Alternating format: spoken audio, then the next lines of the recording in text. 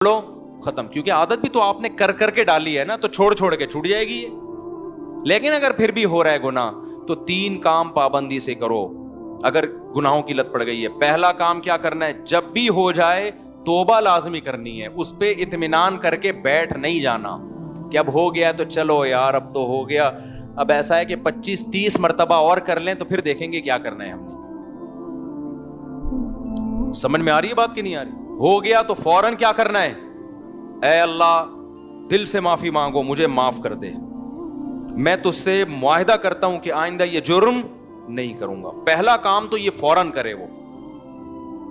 دوسرا کام کیا کرنا ہے, فوراً کوئی جرمانہ یا کوئی سزا دے اپنے آپ کو.